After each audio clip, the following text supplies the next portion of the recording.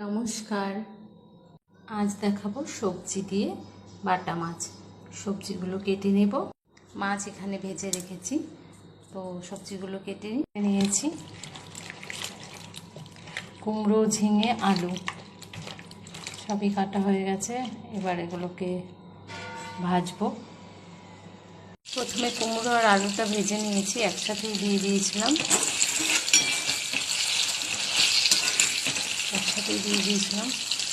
কুমড়োগুলো বেছে বেছে তুলে নিয়ে আলুটা আর খানিকক্ষণ রাখবো। কুমড়োটা নরম অনেকটাই, সময়ের জন্য আমি একসাথেই ভেজে নিয়েছি।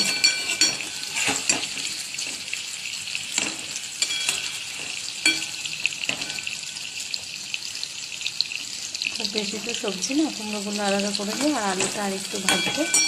এরপরে ঝিঙেটা ভেজে নেব। আলু হয়ে গেছে ভাজা, আলুটা তুলে নিয়ে এবার ঝিঙেটা ভাজবো। এবার ঝিঙেটা দিয়ে দিলাম।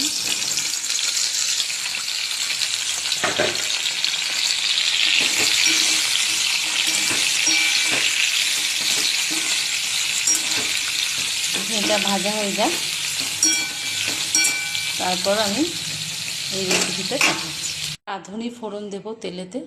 ঝিঙেও ভাজা হয়ে গেছে, এবার রাঁধুনি দিয়ে দিলাম, লঙ্কা দিয়ে দেবো। আলু আর কুমড়োটা দিয়ে একটু টেলে নিলাম, এবার জল দিয়ে দেবো। এটা বেশি একদম ঝোল বানাবো। এর মধ্যে হলুদ দিয়ে দেবো। এটা একটু ঝোল ঝোল হবে, ডালের পরিবর্তে এটা দিয়েও মেখে ভাতটা খেয়ে নেবে। বাটা মাছ তো বাচ্চা বড় আমার ঘরে কারোরই চলে না, আমিই খাই, আর ওরা সবজি দিয়ে খাবে আর কি। মাছগুলো একবারে দিয়ে দিই, কারণ কুমড়ো আলুটা মোটামুটি অনেকটাই সেদ্ধ হয়ে গেছে। এটা হতে থাকুক। ঝোলটা ফুটে এসেছে, এবার ঝিঙেটা দিয়ে দেবো।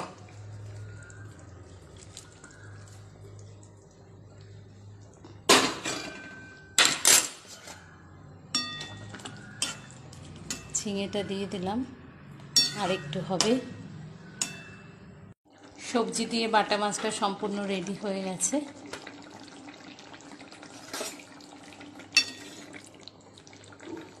একদম গরমের জন্য হালকা রান্না।